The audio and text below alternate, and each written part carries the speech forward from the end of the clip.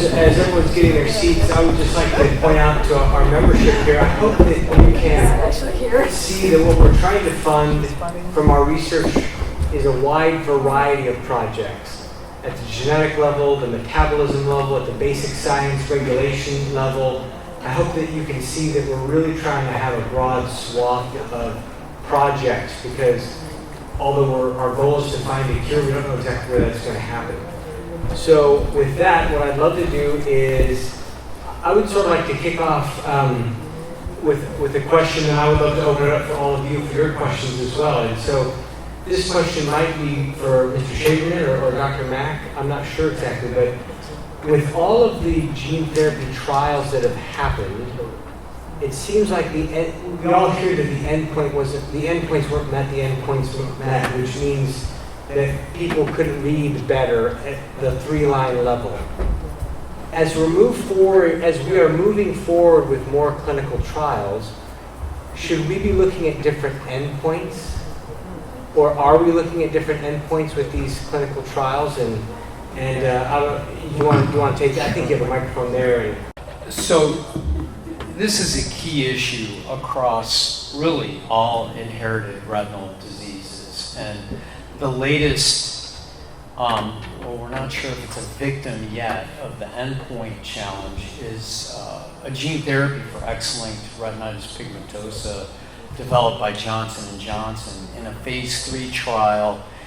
It actually performed pretty well, anecdotally and objectively, but it didn't meet its primary endpoint, which interestingly was a multi-luminance mobility course. But this is a recurring theme. ProCure with sepofarsen went through the same thing. And really the goal is to find the right endpoint for the right trial for the right disease. Often visual acuity is not the best endpoint, but I don't want to say it's never the right endpoint.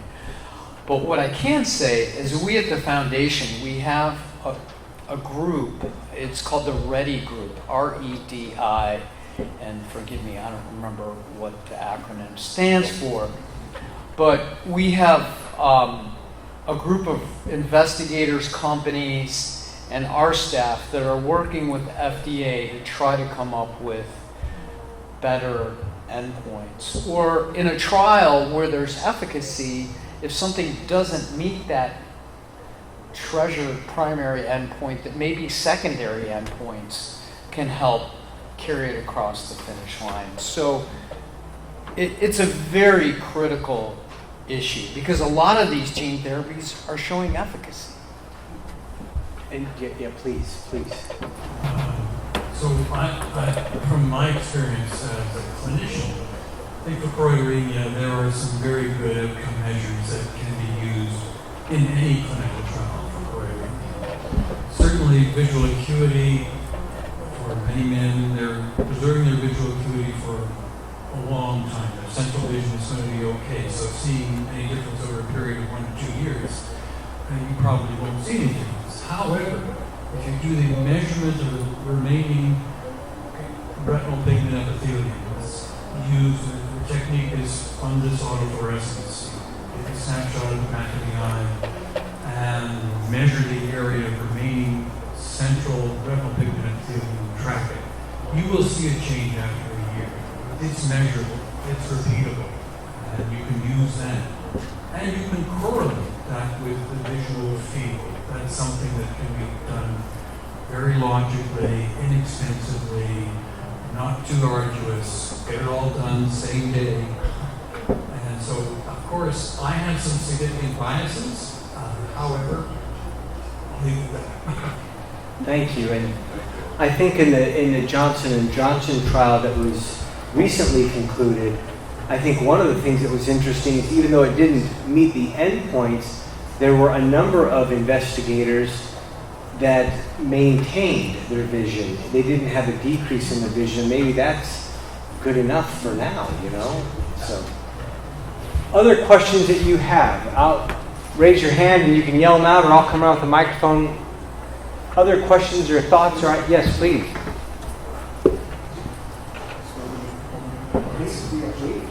Thank you. So one of the issues with endpoints, I probably should face it. One of the issues with endpoints that we have seen is this 3 lines of improvement of vision has actually percolated down from the studies, diabetic macular edema and macular degeneration, where we give injections of anti-VEGF. And these are really good in terms of outcomes. So they do definitely show an improvement in 3 lines of improvement. And that's what FDA is requiring us to showcase in IND patients as well, which is extremely difficult. So that's one thing. The other issue with FDA has been, and we have had ongoing conversations with FDA all this while, we're trying to kind of push them to understand that IRD space is not similar to macular degeneration or diabetic macular edema. And we've been trying to convince them that endpoints should be more pertinent to the disease in question and not, just an overarching kind of a thing. Unfortunately, it's very difficult to convince people in the FDA. That's number one. Number two is also obviously what FDA folks do is they're trying to look at patients' safety and efficacy from a perspective of day-to-day living. What they really push for is to make us, kind of the message that comes from them is that whatever endpoint we look at, it has to make a change in the daily living for the patient. And so obviously FAF and other endpoints are good, and we can show difference in patients' outcomes, but it does not translate into change in activities of daily living for the patient. And that's where there's a discrepancy between what we do from a clinical trial perspective and what FDA wants us to do. So a real push from all of you guys would definitely be of interest to try and convince FDA that these endpoints need to be changed. Thank you. Thank you. Great. Thank you very much. It's a very simple question, I think, for you, Dr. Mack. When you were talking about the tRNA or the RNA delivery, is it only for nonsense variant, or can it be a field for augmentation? So the nomenclature nonsense is stop, missense, single change, and it creates a change in amino acid. The variant that I'm talking about is in between the exons, the coding sequences. There's an intermediate sequence called an intron. There's a variant that creates a splice site. And the splice sites are very critical because the ends of the exon need to be clipped together. And so they're clipped together by the splicing complex, the spliceosome, and this is a sequence, a very specific sequence that can be seen, so the exons are put together. The variant that I'm talking about is an intronic variant that creates a splice site that's not supposed to be there. And so it creates an additional amount of message that's not supposed to be there, and it's not read properly, and so the protein is not made. And so it's a very specific therapy. This is what we call precision medicine. It used to be called personalized medicine, but this is the end point. A precision medicine that is going to be very effective for that group of patients that have that specific variant. The same thing occurs within spinal muscular atrophy and a number of other neurological diseases. The challenge for us as a human race is to say, how do we get these precision medicines to the patients? We have potential treatment, but it's going to cost a lot of money in order to develop the pharmacokinetics, the toxicity, proof in animal it's safe, and now we can do it.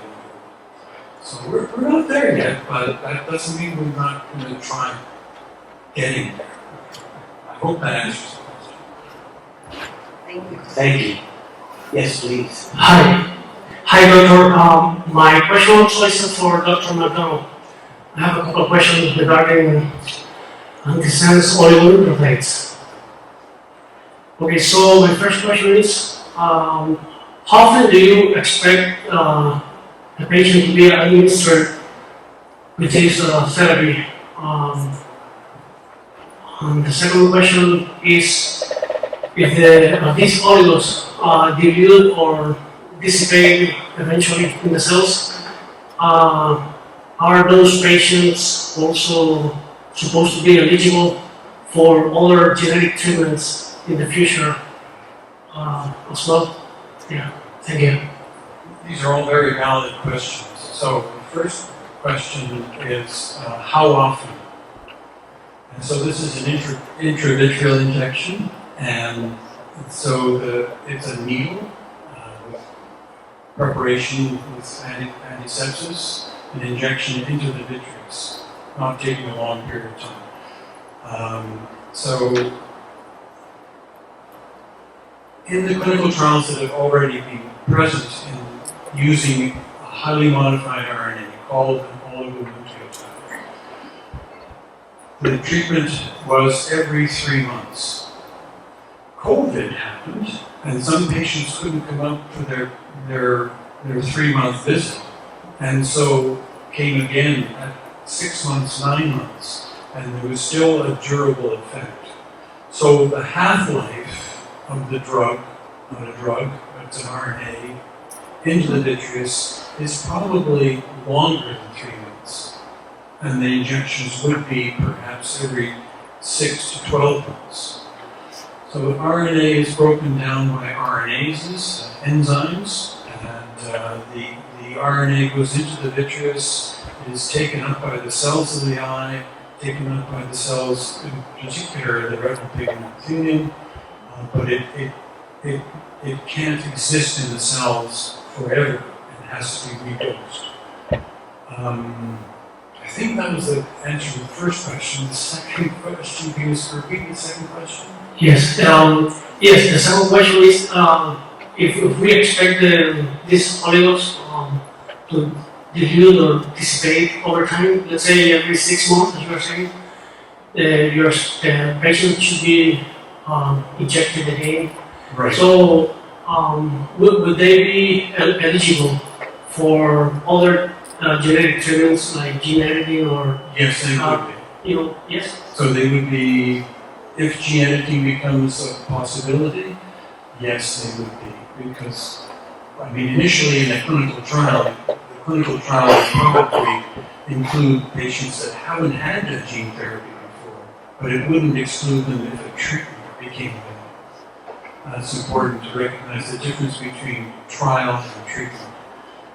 Trial would be perhaps either sponsored by an investigator or sponsored by a small biopharma, and it would be very specific. I'm amazed at the safety and the profile of an RNA-based therapy, but it would require re-administration. Thank you. Dr. Boese-Battaglia, you're probably the world's expert on lipid metabolism in CHM patients.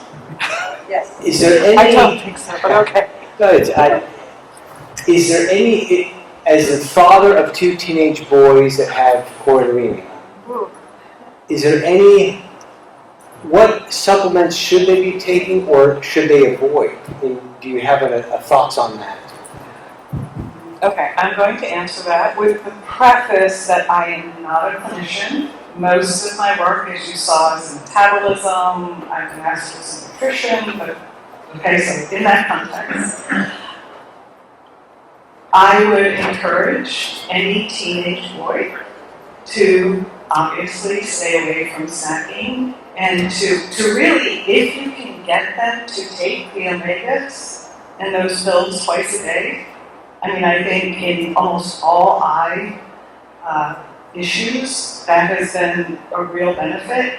The other caveat to that is there is a tremendous amount of high fructose corn syrup in much of what is out there, especially snacks that age group really likes. And if you can avoid that, because I think I made a comment when I spoke, high fructose corn syrup, as you metabolize it, cannot be turned off. And whenever we take in excess carbohydrates, what happens is they tend to synthesize fatty acids. So you're not only making lipids systemically, so in your bloodstream, but you're also making it locally within the retina.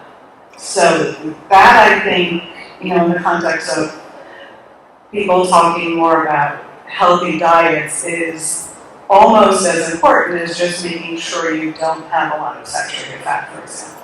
And so what would be an example of a food product that would have a high fructose corn syrup? Oh, and then fake syrup, some. Like everything? Well, almost like, Everything I like? yeah, you know those processed foods, those cupcakes that last for like 6 weeks? Like, no cupcake lasts for 6 weeks. Like those things. Gotcha.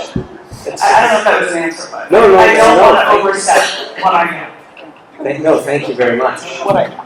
And for Dr. Oh, yeah, please, question. With the Here, I'll give you that. omega-3, what should be the dosage? Oh, With the omega-3? So I don't have any vision issues, but I go to a general practitioner, and what she has prescribed for me is 100 milligrams twice a day. I'm just going to tell you mine, and that's one big fat tablet. You take it with something you're eating. Certainly don't want it at your nose. That's just my personal experience. Can I ask a follow-up? I had a quick follow-up question for this issue. Yeah. What about cold water fish instead of a supplement? Getting it naturally from salmon or tuna? So that's ideal. Alaska's ideal, but much of our salmon that you get at Whole Foods or anywhere else is farmed, and farmed salmon has been shown to have less omega-3 and especially DHA than, let's just say, you were able to go and get really good fresh salmon. Sure. Sardines actually are good because they are not usually farmed. Okay. Sounds I know almost. In 2 years, it'll be in Anchorage, it sounds like. In a DHA supplement, how much or what dosage could you recommend for children? Oh, I'm not going to go there. I would ask your pediatrician, honestly. I do not know of any. I mean, remember, when I was young, which was a while ago, cod liver oil was commonly given to children, and that really is fairly rich in DHA and in some of the other very healthy polyunsaturated fatty acids. So, again, sorry. I would imagine that's a wonderful question for your pediatrician. That'd be a great question.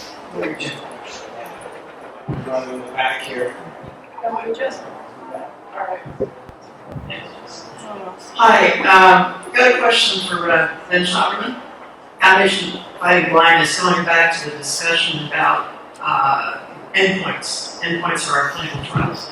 Because the foundation is an umbrella organization and we have other slow progressing inherited retinal diseases, it seems to me, this is a question to you, would you guys be willing to do this, to make it a focus in your research programs, to get publications out there on perhaps biochemical markers, the various clinical vision markers, like Dr. MacDonald described, to create a very strong scientific basis to take to the regulators and say, this really shows something.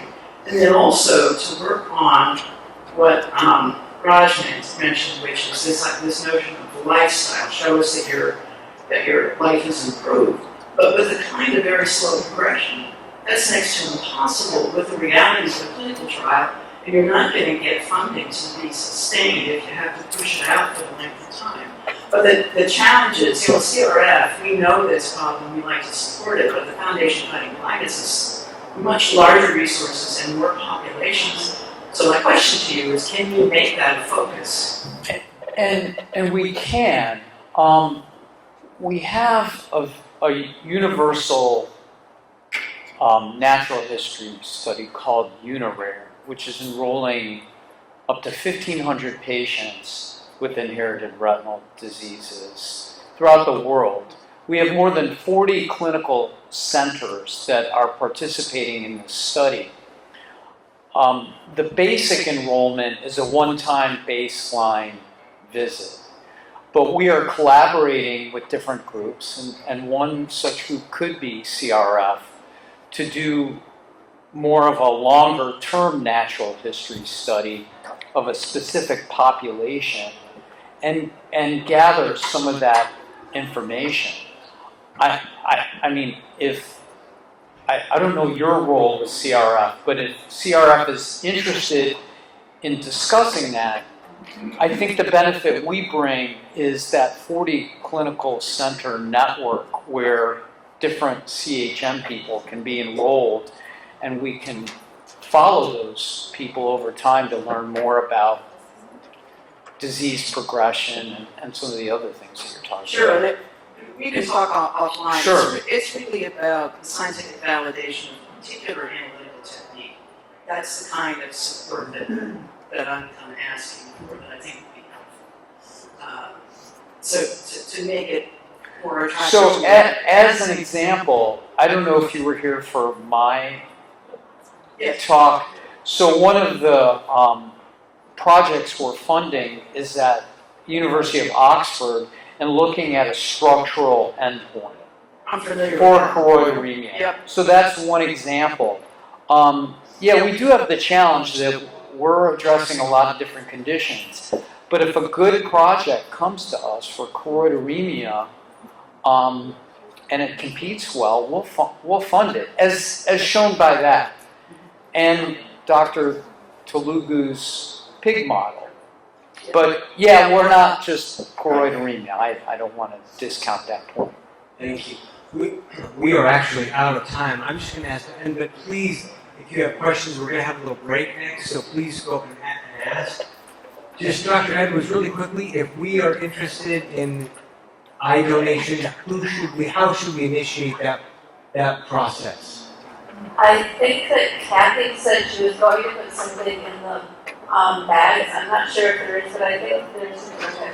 And I think there's also something on the website. So the most important thing that I will say is, if anyone wants to donate their eyes, you need to make sure that you fill out all the consent forms and that your family is aware of that. We've had eyes in the past that don't get donated because even though a person wished to have their eyes donated, the family wasn't aware of that, and when we get the eyes, it's best to get them fast. So if we're aware of that, then we can set things in motion so that the eyes are preserved. But I think Kathy put that in, and I'm happy to talk to anyone about that process and kind of help set that up and get kind of a registry going. So thanks. Thank you so much to our presenters for being here. Thank you very much to all of you for being here.